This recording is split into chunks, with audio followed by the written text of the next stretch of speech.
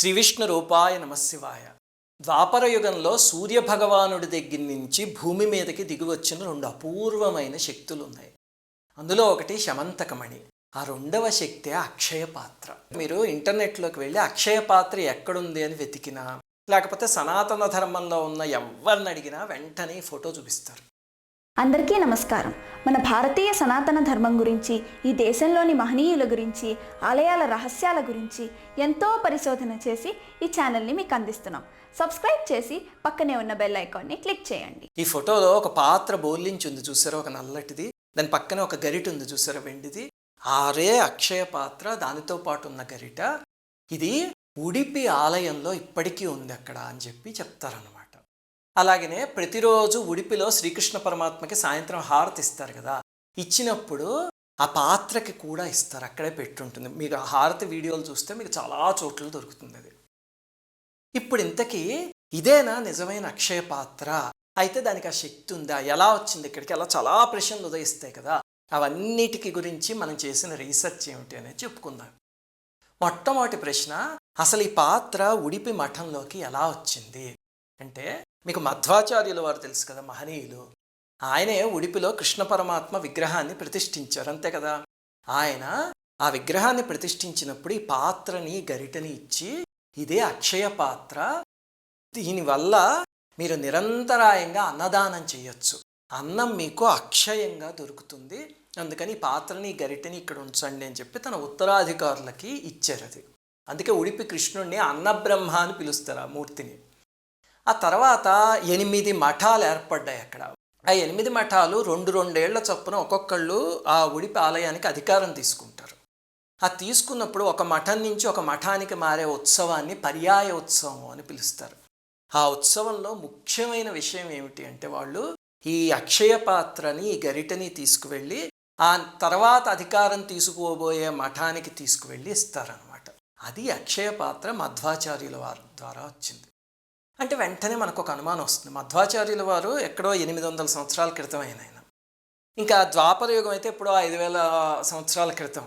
మరి ఆ ద్వాపర యుగంలో సూర్యుడిచ్చిన పాత్ర ఈయన దగ్గరికి ఎలా వచ్చిందండి? అసలు 5000 సంవత్సరాల క్రితం పాత్రని సంపాదించడం మానవ మాతృలు ఎవరికైనా సాధ్యమేనా? ఆ సందేహం వస్తుంది కదా మనకి. మనలాంటి మానవ మాతృలకి సాధ్యం కాదు, కానీ మధ్వాచార్యుల వంటి మహనీయులకైతే తప్పకుండా సాధ్యమే. మధ్వాచార్యుల వారు వాయుదేవుడు అంశతో జన్మించారు. అంటే త్రేతాయుగంలో ఆంజనేయ స్వామి, ద్వాపర యుగంలో భీమసేనుడు, ఈ కలియుగంలో మధ్వాచార్యుల వారి కింద వచ్చారు వాయుదేవుడు అంశ. మహాభారతంలో భీముడికి సంబంధించిన ఎన్నో సంఘటనలు మళ్ళీ మధ్వాచార్యుల వారి జీవితంలో కనిపించినవి బోళ్ళున్నాయి. ఉదాహరణకు ఒకసారి మధ్వాచార్యుల వారు శిష్యులందరినీ తీసుకుని కురుక్షేత్రాన్ని, ఇప్పుడు ఉంది ఆ ప్రదేశానికి వెళ్ళారు. వెళ్ళి సడన్గా అక్కడ రంగనరంగంలోకి వెళ్ళాక ఒక చోటుకు వెళ్ళేసరికి ఆయనకు ఒక రకమైన ఆవేశం కలిగి పూర్వజన్మ స్మృతికి వచ్చి, ఇక్కడ నా గద ఉంది, నేను భీముడిని పూర్వజన్మలోను అని చెప్పారు. చెప్తే అందరూ అదేమిటి స్వామి నిజమేనా అంటే, అవును తవ్వండి అంటే అక్కడ లోతుగా తవ్వితే పెద్ద గద దొరికింది. తర్వాత ఆ గదను ఆయన మూయించేసి మళ్ళీ అక్కడే పెట్టేసి, దీన్ని ఎవరో బయటికి తీయొద్దు అని చెప్పేసి అక్కడ వదిలేశారు. అంటే భీముడికి సంబంధించింది ఆయనకి అలా స్మృతిలోకి వచ్చింది అంటే అర్థమవుతుంది కదా, ఆయనే పూర్వజన్మలో భీమసేనుడు. మీరు అక్షయ పాత్ర చూస్తే అది ద్రౌపదీదేవి భీముడు అధీనంలోనే ఉండేది ఎక్కువగాను. అందుకని అక్షయ పాత్ర ఖచ్చితంగా ఆయన ద్వారా వచ్చి ఉండొచ్చు ఈ మఠంలోకి, అందులో ఆశ్చర్యం ఏమీ లేదు. ఇప్పుడు మనకు వచ్చే తర్వాత ప్రశ్న ఏంటంటే, అయితే ఇప్పుడు ఆ మఠంలో ఉన్నది మహాభారతంలోని అక్షయ పాత్రేనా? ఇది జాగ్రత్తగా వినండి, ఇక్కడ రీసెర్చ్ చేయాల్సిన విషయం కొంచెం. అక్కడ 2 జంటగా ఉన్నాయి. ఒకటేమో ఒక వెండి గరిటె ఇక్కడ చూపిస్తుంది, రెండవదేమో ఆ అక్షయ పాత్ర, అంతే కదా. ఆ వెండి గరిటెని మీరు చాలా జాగ్రత్తగా చూస్తే కనుక దానిపైన దేవనాగరి లిపిలో అన్నాధిపతయే నమః అని రాస్తుంది. ఈ దేవనాగరి లిపి వాడుకలోకి వచ్చింది 7-8 శతాబ్దాల ప్రాంతంలో. మహాభారతం ఎప్పుడో 5000 సంవత్సరాల క్రితం జరిగింది. మరి అలాంటప్పుడు ఈ గరిట మీద ఆ అక్షరాలు ఎలా వస్తాయి అంటే, అది ఆలోచిస్తే కనుక బహుశా ఈ గరిట మధ్వాచార్యుల వారి సమయానికి చెందింది అయి ఉంటుంది తప్ప మహాభారతానికి సంబంధించింది కాదు. సరే, అది పక్కన పెట్టండి. మరి ఆ పాత్ర ఏమిటి? అది నిజంగా అక్షయ పాత్రేనా అంటే, మహాభారతంలో సూర్యుడు ధర్మరాజుకి అక్షయ పాత్ర ఇచ్చారు కదా, ఆ ఇచ్చినప్పుడు ఒక పద్యం ఉంది.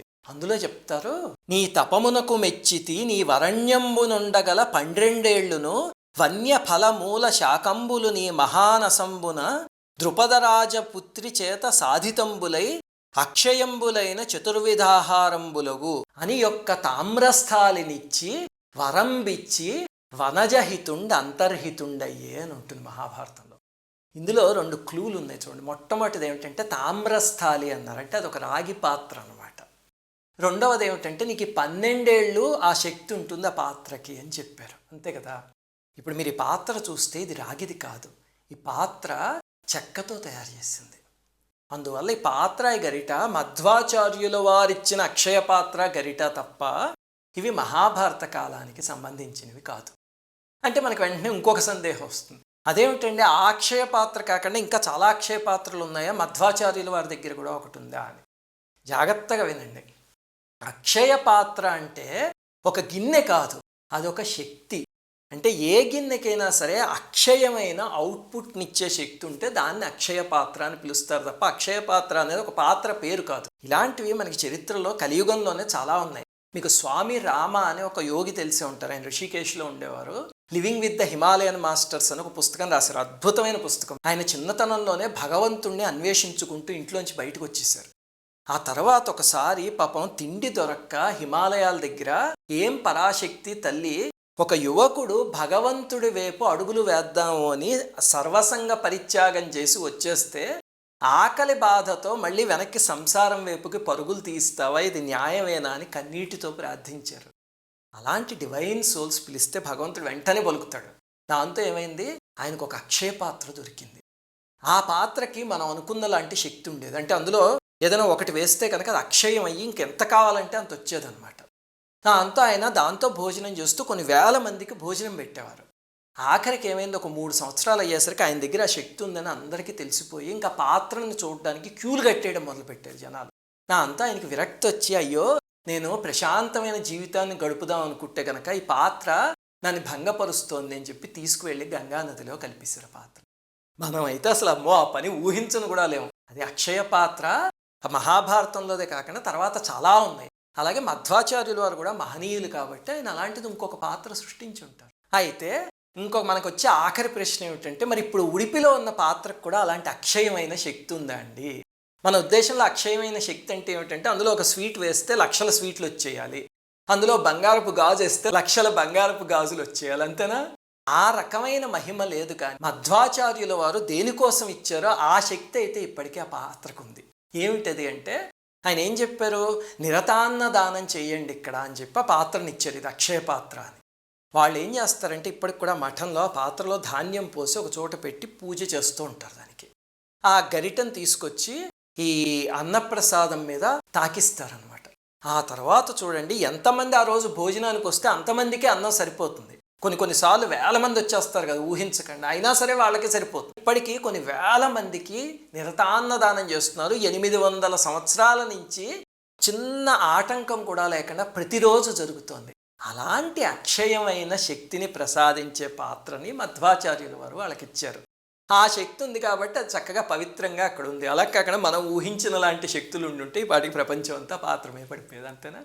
అది అక్షయ పాత్ర రహస్యం. శ్రీమాత్రే నమః.